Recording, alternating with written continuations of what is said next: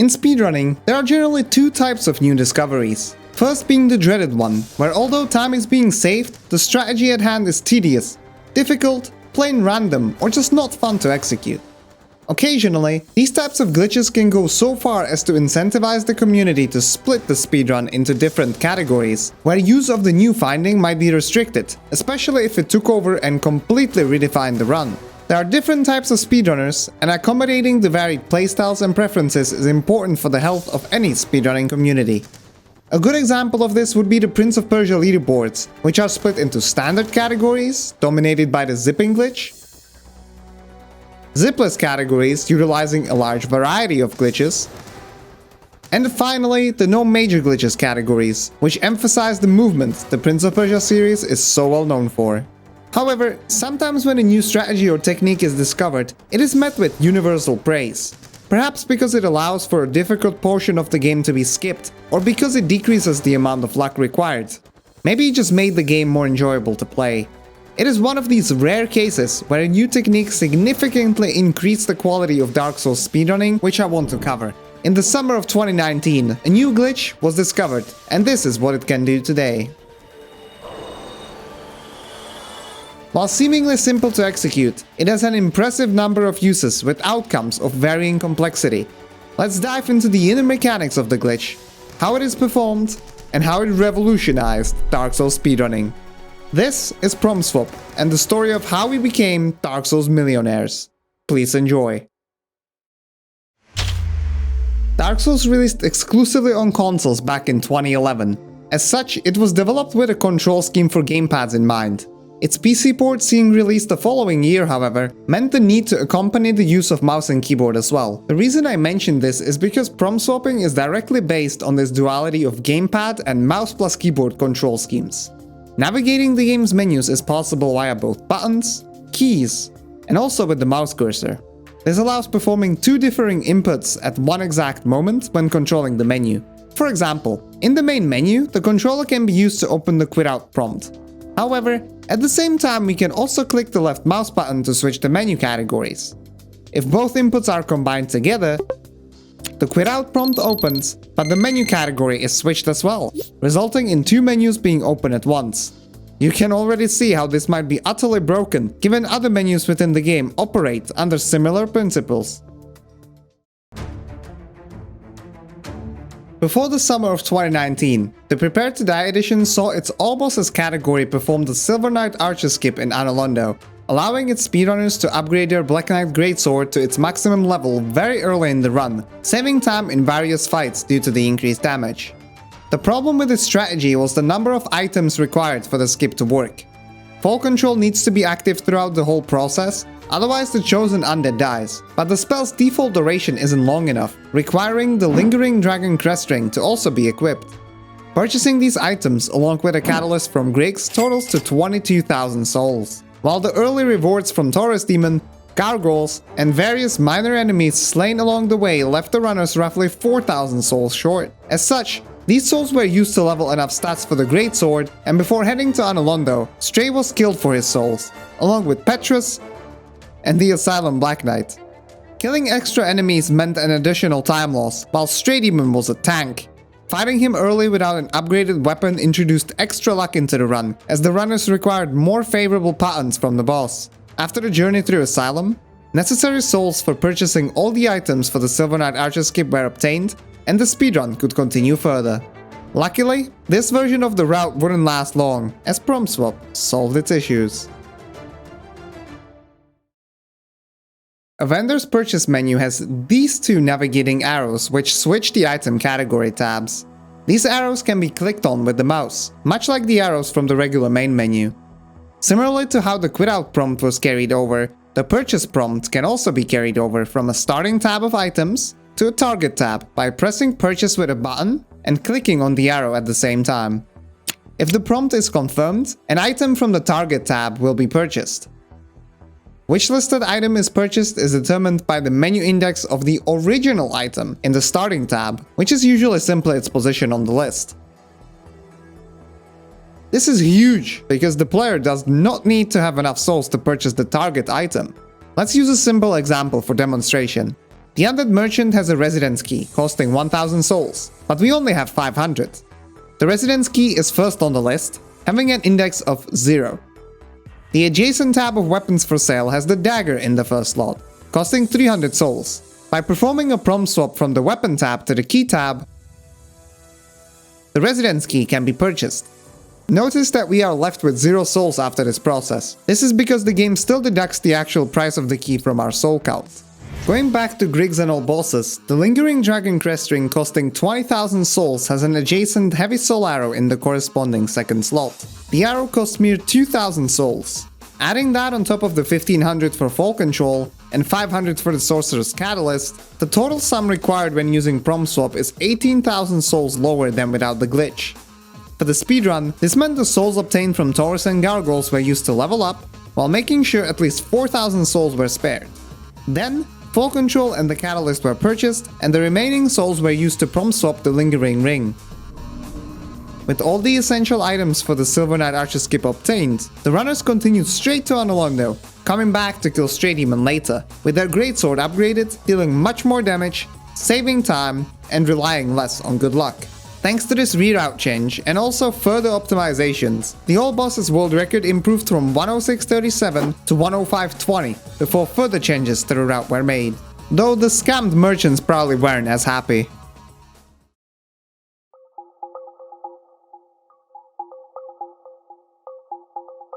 By 2020, a method of duplicating various items such as boss souls or upgrade materials had been known, but quantity storage, as it is called, requires interacting with Frampt and feeding him the duped items. Waking up Frampt needs both bells of awakening to be rung, and would disrupt most of the routing if it was to be done early. The duplication process also takes a considerable amount of time. This glitch therefore couldn't be utilized in the fastest speedruns of the game, and meant that runners had to manage with scarce resources to upgrade their weapons. Lower damage throughout the run meant not only time losses on most boss fights, but also greater reliance on luck, which is already high in shorter Dark Souls categories. Was there really no other way of duplicating items in a game which had already broken various mechanics to the core? Well, it turns out that prompt swap has a lot more to offer than was previously thought. I have already shown how prompt swap can be used to open two instances of the game's main menu. Once in this state where a prompt is overlapping a regular menu, opening another prompt by attempting to drop an item makes the game glitch out, and a quantity previously stored in the memory can now be inserted to the drop prompt. A quantity might be stored by, for example, trying to buy arrows or other stackable items at a merchant. When the purchase menu is opened, the game has to determine the maximum selectable quantity. In this case, it's 50, because we don't have souls for more. The quantity of 50 is now stored in memory, without the purchase even being confirmed. This seems promising, but after manipulating the stored quantity into a drop prompt of an item, dropping 50 pieces of this titanite chunk only drops the 3 we had in our inventory. The likely explanation for this is that the developers run a minimum function between the quantity we carry and the quantity we input. In this case, it's 3 and 50. So 3 is selected and subtracted from our inventory while also being put on the ground. But let's see what would happen if we were theoretically able to input a quantity of a negative value. We have our 3 chunks and input negative 50 into the prompt. The minimum check would select negative 50 as it is lower than 3. Then, negative 50 would be subtracted from the amount of 3, resulting in 53 and an item of negative 50 quantity dropping on the ground. We can clearly see that inputting a negative quantity into the drop prompt could result in the item being duped in our inventory. But how would one go about that? Selecting a quantity lower than 1 is under regular circumstances never supposed to be possible, and would it really behave how we predict? Figuring out the implausible is nevertheless speedrunner's specialty, and although it now gets a little more complicated, I will do my best to try and keep it simple. So far we have seen how prompt swap acts at vendors when swapping between 2 items without a quantity prompt.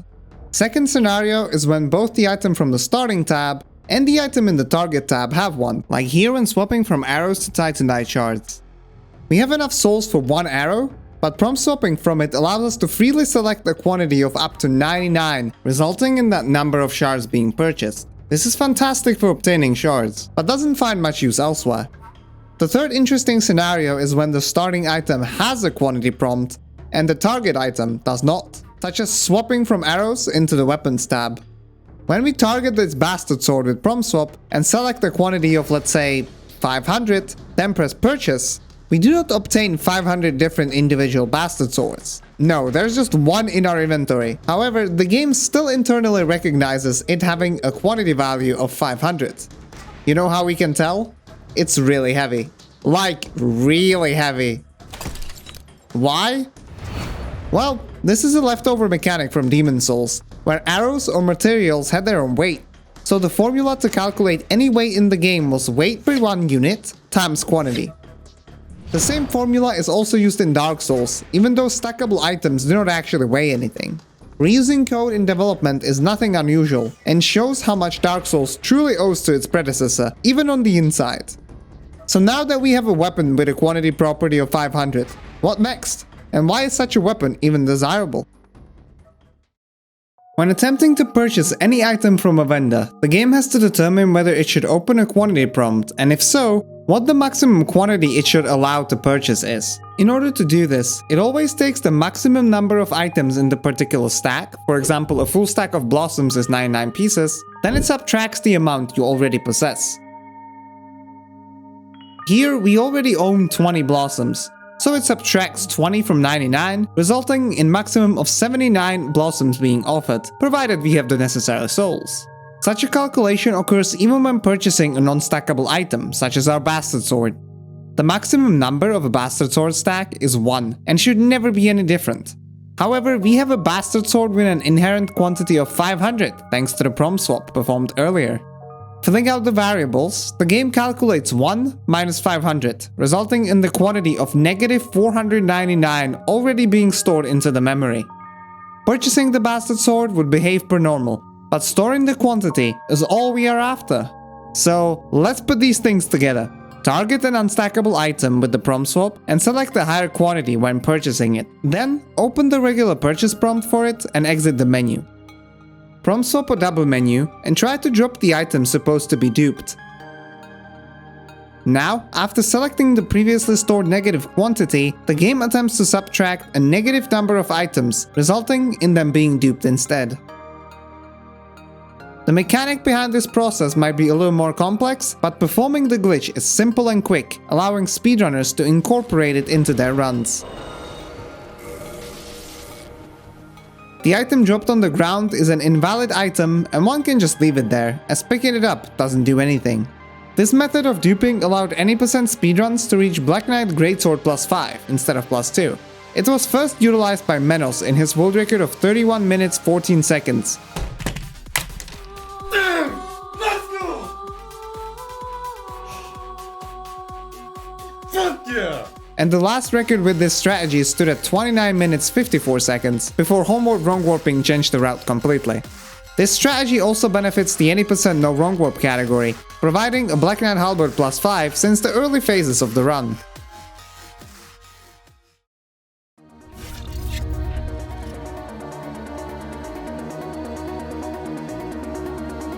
Quantity using is the most popular way of utilizing prompt swap in today's speedruns, and even outside of them. It applies the same technique of manipulating a stored quantity but to a different prompt. When Dark Souls Remastered released, it brought on several quality of life changes, the biggest one possibly being a quantity select prompt when using a stackable consumable, primarily humanities and small souls. This is honestly something that should have been in the original release, but yeah, difficulty. Adding up what we know already, let's store a high quantity by attempting to drop a big stack of arrows. Then, open two menus with prompt swap and navigate to the Soul of Hero in our inventory. Instead of selecting drop, however, let's simply select use item. Now, this new quantity prompt may likewise be manipulated and... just don't let the Analondo fraud department know who showed you this. Although we only carried the soul once, it gets used 999 times. The soul itself gets depleted and the new quantity stored is 1, as that is how many we carried. So in order to repeat the process, the high quantity would have to be stored again. An important note I have to make is that quantity using can be performed without any quantity setup whatsoever. Going through a loading screen sets the quantity value in memory to 0, allowing up to 99 to be selected in the double menu, making this glitch very convenient at any point of a speedrun. quantity using revolutionized Dark Souls Remastered speedrunning and allowed the runners to reach all the necessary level requirements early. In the All Bosses category alone, it allowed for the route to switch from Black Knight Halberds to sorceries, and with further optimizations brought down the record by over 8 minutes.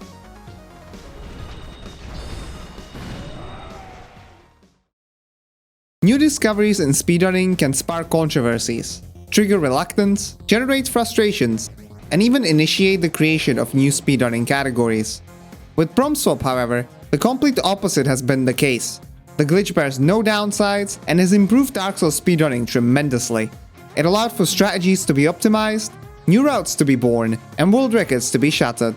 Yeah! Its variances between the original and remastered Dark Souls reinforce differences between the versions and as such increase the variety of their speedruns, benefiting both the runners and viewers alike. I really hope you enjoyed this deep dive into the core mechanics of one of the most important and influential Dark Souls discoveries of all time. My channel is all about Souls and speedrunning, so if you think you would enjoy more similar content, consider subscribing and giving the video a like. It helps a lot in making others find this content as well. But for now, thank you for watching and have a great day.